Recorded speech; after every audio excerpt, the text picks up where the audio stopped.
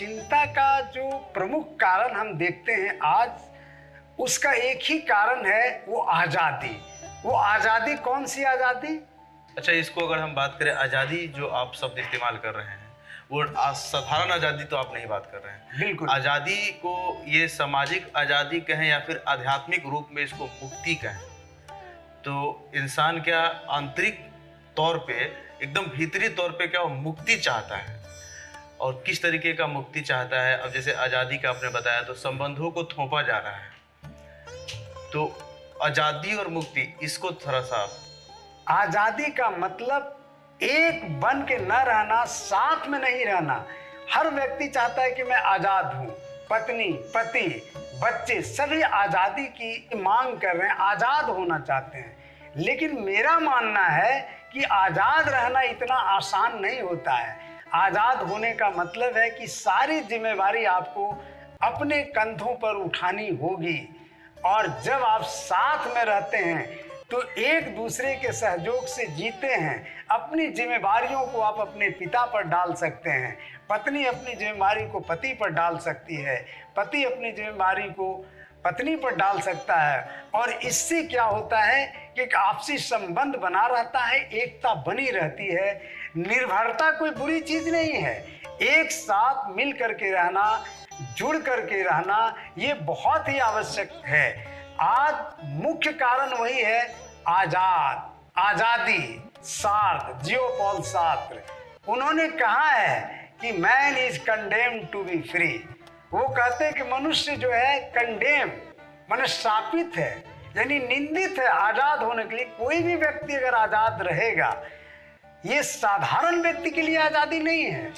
लोग जिस आजादी की बात कर रहे हैं वो आजादी नहीं है, वो प्रतिक्रिया मात्र है, वह एक रिएक्शन है सिर्फ।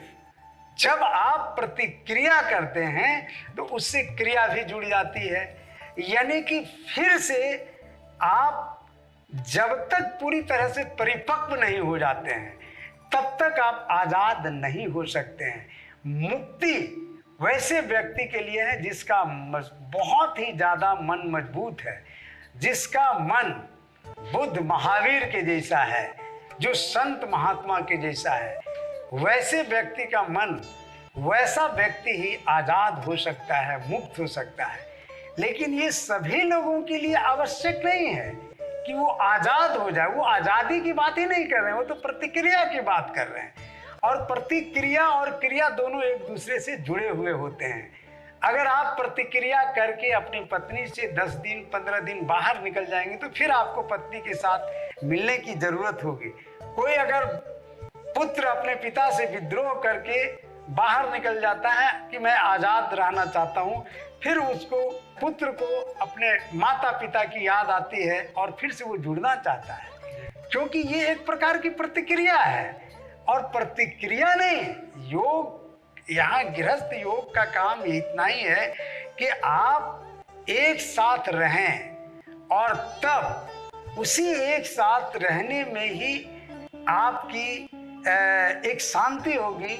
आप अपनी जिम्मेदारियों को दूसरे के ऊपर सौंप सकते हैं, अपने परिवार के लोगों पर, और ऐसे आज़ादी के नाम पर बिल्कुल आप अकेला होते चले जाते हैं। और सारी जिम्मेवारी जब आपके ऊपर चली आती है तब आप चिंताग्रस्त हो जाते हैं। और इसीलिए हमारा योग, गृहस्थ योग का मानना है कि पहले आप परिवार के अंदर में रहें, गृहस्थी के अंतर्गत रहें, एक दूसरे के ऊपर निर्भर रहें, क्योंकि ये पूरा जगत जो है ऑर्गेनिक यूनिटी है, एक दूसरे से जुड़ा हुआ है, एक दूसरे पर निर्भर है। हम ऑक्सीजन ले रहे हैं तो पौधा ऑक्सीजन दे रहा है, हम कार्बन डाइऑक्साइड छोड़ रहे हैं तो पौधे ले रहे हैं। एक प्रकार का अनुनासिक संबंध है, इंटरलिंक है, एक अंतर व्यवस्था है बनी हुई, एक अंतर निर्भरता है। इसको तोड़ने की कोशिश नहीं करनी चाहिए। और इसीलिए हमारा जो गृहस्थ योग है, इसका काम है कि किसी प्रकार से उस बिखराव को रोका जाए।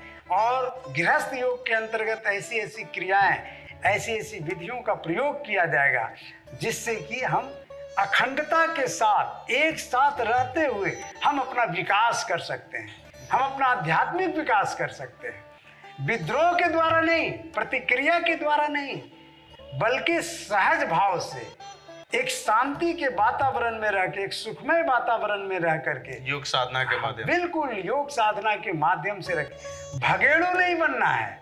हमें एक साथ रह करके समस्याओं का सामना करना है और एक दूसरे के सहयोग के साथ जीना है।